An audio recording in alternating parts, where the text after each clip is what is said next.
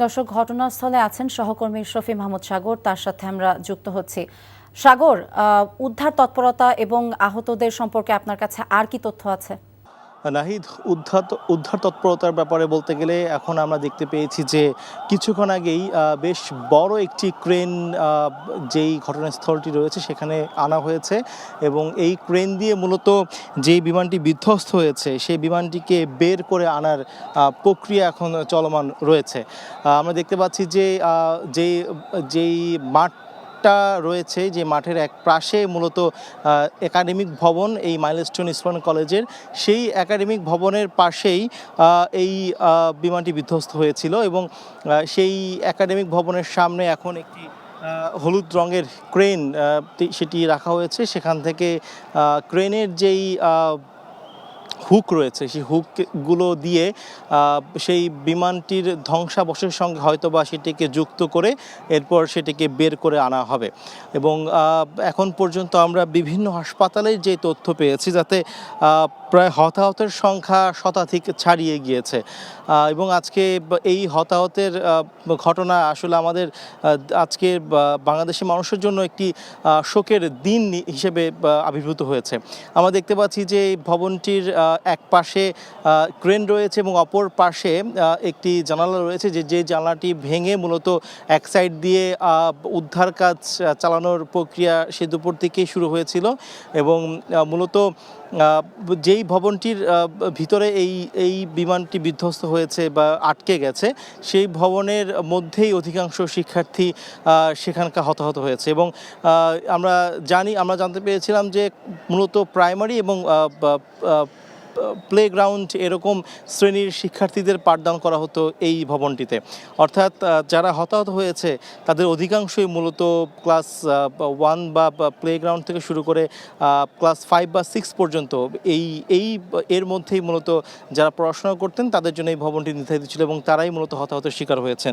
এর পাশাপাশি এই বিদ্যালয়টির সঙ্গে সংশ্লিষ্ট ব্যক্তিরাও তারা হতাহত হয়েছেন এবং এই মুহূর্তে মূলত আইন শৃঙ্খলা বাহিনী এবং আর্মি যারা রয়েছেন তারা ভবনের আশেপাশে মানুষজনকে সরিয়ে দেওয়ার চেষ্টা করছেন যাতে করে নির্বিঘ্নে উদ্ধার কাজের বাকিটা সম্পন্ন করা যায়। যদিও বা অতি উৎসাহী ব্যক্তিদের কারণে সেই দুপুর থেকেই এই চলমান উদ্ধার কাজ উদ্ধার কাজ চলতে বেশ সমস্যা বা বাধার সম্মুখীন হয়েছিল।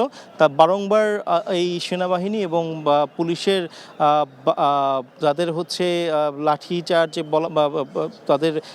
তাদের হচ্ছে হুইসেল এবং অন্যান্যভাবে তারা এই মানুষজনকে কন্ট্রোলে আনার চেষ্টা করেছেন।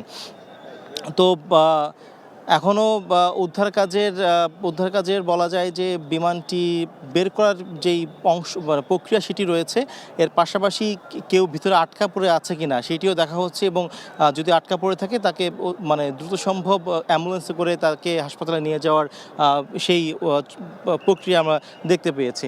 যদিও লাস্ট আধা ঘন্টা বা 1 ঘন্টা আমরা এখান থেকে কোনো তেমন কাউকে আসলে নিতে দেখিনি। এর আগেই মূলত অ্যাম্বুলেন্সে করে একের পর এক আহত এবং হতাহত ব্যক্তিদেরকে আমরা বের করে দিয়েছি। তো এই মুহূর্তে বার্ন ইউনিটে আসলে সেই হতাহত ব্যক্তিদেরকে নিয়ে যাওয়া হয়েছে। আমরা সেখানে যাচ্ছি, সেখানে আছে আমাদের স্টাফ করেসপন্ডেন্ট নাহিদ প্রিন্স। আমরা সেখানে বার্ন ইউনিটে আসলে অবস্থা কেমন সেটি খবর এখন জানবো। জন মারা গেছে, কিছুক্ষণ আগে সেই তথ্য নিশ্চিত করা গেছে। এছাড়া 70 জনের উপরে শিক্ষার্থীরা ভর্তি রয়েছে, শিক্ষার্থী, শিক্ষক, অভিভাবক তারা ভর্তি রয়েছে। এই যে মাইকে অ্যানাউন্স করা হচ্ছে যে সেখানে বি নেগেটিভ রক্তের প্রচুর দরকার রয়েছে। এ পজিটিভ রক্ত পাওয়া গেছে, কিন্তু বি নেগেটিভ রক্তের কারণে কিন্তু অনেকেরই চিকিৎসা সেখানে ব্যাহত হচ্ছে। ডাক্তাররা বলছেন যে এ নেগেটিভ রক্ত যদি প্রচুর পরিমাণে পাওয়া যায় তবেই অনেকেই সেখানে বাঁচানো যাবে। তারা বলছিলেন যে 48 জনের উপরে তাদের 48 জন শিক্ষার্থী, শিক্ষকের উপরে তাদের জীবন সংকটাপন্ন রয়েছে। 70 জন যাদেরকে নিয়ে আসা হয়েছে তাদের মধ্যে 48 জনের উপরে এই সমস্যা রয়েছে। এছাড়া যাদের 40% উপরে পুড়ে গেছে সেই সংখ্যাও কিন্তু অনেক। হাসপাতালের যে আশপাশে অবস্থাও কিন্তু অনেকটাই শোকাহত, কারণ সেখানে অভিভাবকরা আসছেন, শিক্ষক, শিক্ষার্থী এবং বাস ভরে কিন্তু যারা রক্তদাতা রয়েছে তাদেরকে কিন্তু নিয়ে আসা হয়েছে বিভিন্ন কলেজ থেকে, ইউনিভার্সিটি থেকে তারা এসে রক্ত দিয়ে যাচ্ছে। যাচ্ছে। তো অনেকের পরিবারকে খুঁজে পাচ্ছে না, তার সন্তানকে খুঁজে পাচ্ছে না। এছাড়া যারা আইসিইউতে রয়েছে তাদের অবস্থাও অনেকটাই সংকটাপন্ন রয়েছে। তো বাইরের যে পরিবেশ,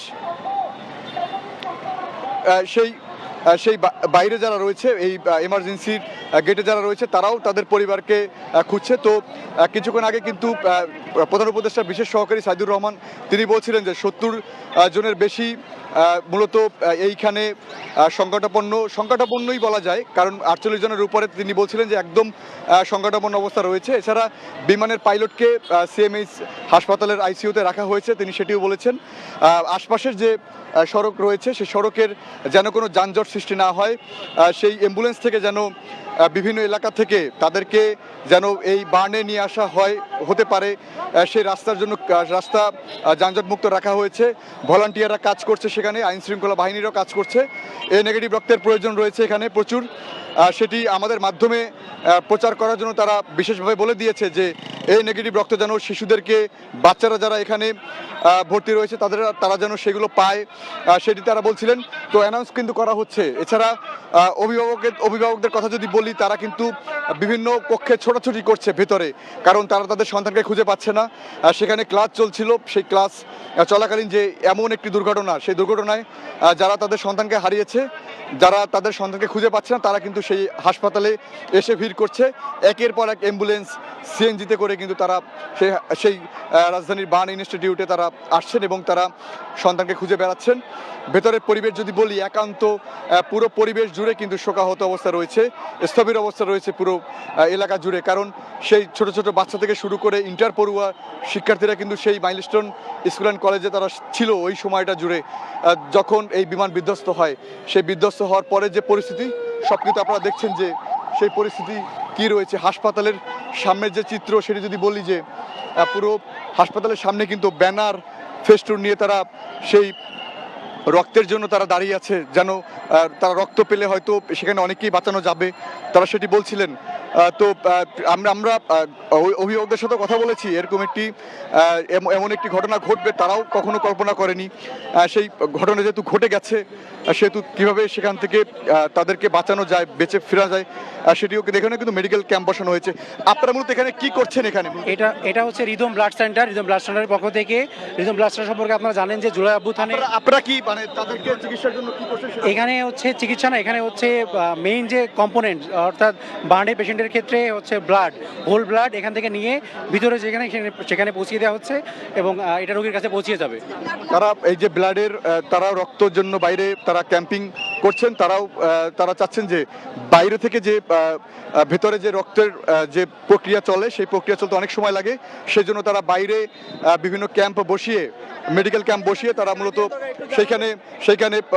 সেইখানে তারা করছেন। তো আমরা যদি বলি যে পুরো হাসপাতাল জুড়ে কিন্তু স্থবির শোকাহত অবস্থা রয়েছে। আমরা এখন যাচ্ছি শফি মোহাম্মদ সাগরের কাছে, তিনি জানাবেন সেখানকার পরিস্থিতি। উদ্ধার কাজের এখন যে অবস্থা, তাতে আমরা দেখতে পাচ্ছি যে একটি বড় ক্রেন আনা হয়েছে, যে ক্রেনটিতে দিয়ে মূলত এইখানকার যেই বিমানটি বিধ্বস্ত হয়েছে সেই বিমানটি ভবন থেকে বের করে আনা হবে। তো আমরা প্রায় প্রায় এক ঘন্টা আগে ক্রেনটি এখানে আনা হয়েছে। তো এখন আমরা দেখতে পাচ্ছি যে মাঠের মধ্যে সেনা সদস্য এবং যারা উদ্ধারকর্মী রয়েছেন তারা সেখানে অবস্থান করছেন। তারা হয়তো ব্যাপারটা নিয়ে আলোচনা করছেন যে কোন পন্থায় বা কীভাবে পরবর্তী উদ্ধার কাজ তারা করবেন। এখন পর্যন্ত আমরা দেখেছি যে বিকেল প্রায় 4টা পর্যন্ত এখানে অ্যাম্বুলেন্স আনা হয়েছে এবং অ্যাম্বুলেন্সে করে এখানকার হতাহত যে সকল শিক্ষার্থী এবং মানুষ ছিল তাদেরকে বের করে নিয়ে আসা হয়েছে। এখনও মাঝে মাঝে আমরা অ্যাম্বুলেন্সের সাউন্ড শুনতে পাচ্ছি, দেখতে পাচ্ছি যে সেগুলো এই যে ভবনটিতে মূলত বিমানটি বিধ্বস্ত হয়েছে সেটির সামনে এসে থামছে। হয়তোবা সেখানে উদ্ধারকৃত কোনো হতাহত ব্যক্তিকে তারা তুলছেন এবং তাকে বাইরে নিয়ে অন্য বিভিন্ন হাসপাতালে তারা সেখানে নিয়ে যাচ্ছেন। তো আমরা যেটি জানতে পেরেছি যে এখানে একজন প্রত্যক্ষদর্শীর কাছ থেকে যে দুপুর যেই 1:30টার দিকে বিমানটি বিধ্বস্ত হয়, ওই সময়টা মূলত ছিল এই স্কুলটির ছুটির সময়। স্কুলটি বেলা 1টার দিকে ছুটি হয়, কিন্তু সব শিক্ষার্থী বের হতে হতে প্রায় বেশ কিছুক্ষণ সময় লাগে।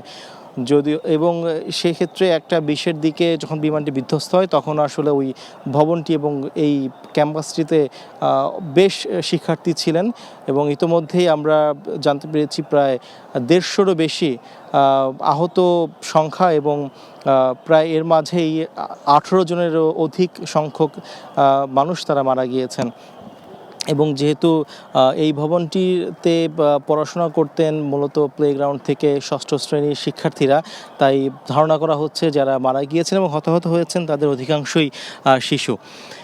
তো এখনও বাইরে যেই গেটটি রয়েছে সেই গেটের বাইরের গেটটিতে বিপুল সংখ্যক মানুষ মানে এখনও জড়ো হয়ে আছেন। তাদের মাঝে অনেক অভিভাবক রয়েছেন যারা আসলে এখনও তাদের সন্তানকে খুঁজে পায়নি বা কী অবস্থা আছে সে জানতে পারেনি, এবং একই সাথে উৎসুক ব্যক্তিরাও রয়েছেন। আমরা জানতে পেরেছি যে এইমাত্র জানলাম যে মৃতের সংখ্যা আরও একজন বেড়েছে, অর্থাৎ 19 জনে দাঁড়িয়েছে। এবং বার্ন ইউনিটের যে খবর সেই অনুযায়ী প্রায় অধিকাংশ ব্যক্তিরই শরীরের প্রায় 30-40% অংশ পুড়ে গেছে, অর্থাৎ যে সিভিয়ার ইনজুরি হয়েছে এর ফলে এই হতাহতের সংখ্যা আরও বাড়ার আশঙ্কা রয়েছে। এবং ইতিমধ্যেই প্রধান উপদেষ্টা শোকবার্তা জানিয়েছেন এবং তারা বলেছেন যে যত যা প্রয়োজন বা যেই ব্যবস্থা নেওয়া প্রয়োজন যাতে করে যত দ্রুত সম্ভব আসলে এখানে উদ্ধার কার্যক্রম সেটি সম্পন্ন করতে হবে। এবং এখানে এখনও যারা কেউ আটকে আছে কিনা সেটি নিয়েও এখন আসলে তারা সেই ব্যাপারটিতে তদারকি করছেন যে এখনও ভবনটির ভেতরে বা কোনো শিশু বা কোনো শিক্ষার্থী তারা এখনও আটকা আছেন কিনা। তো আমরা দেখেছি যে কিছুক্ষণ আগ পর্যন্ত এখানে অ্যাম্বুলেন্সের বেশ অ্যাম্বুলেন্সগুলো যাওয়া আসা করছিল এবং এখন মূলত প্লেনটিকে যেই ক্র্যাশ করেছে যে বিমানটি সেটিকে বের করে আনার প্রক্রিয়া চলছে। তো এই ছিল মাইলস্টোন থেকে আসলে এই উদ্ধার কাজে সর্বশেষ। দর্শক, আমাদের সহকর্মীরা জানাচ্ছিলেন বিধ্বস্ত ভবনের অবস্থা এবং বিধ্বস্ত যে বিমানটি তার উদ্ধারের কার্যক্রম কেমন চলছে। আমরা জানলাম হতাহতের সংখ্যা 100 ছাড়িয়ে গেছে এবং মৃতের সংখ্যা 19 জনে দাঁড়িয়েছে। আমরা বার্ন ইউনিটের মর্মান্তিক এবং হৃদয় বিদারক দৃশ্যটাও দেখতে পাচ্ছিলাম। আমরা জানছিলাম রক্তের প্রয়োজন এবং কিভাবে স্বেচ্ছাসেবক দল কাজ করছে। বান্ডেল থাকলে প্রতি সেনমানিতে টাকা বাঁচবে। বিকাশ সেনমানি বান্ডেল কিনে জিতুন প্রতি লেনদেনে।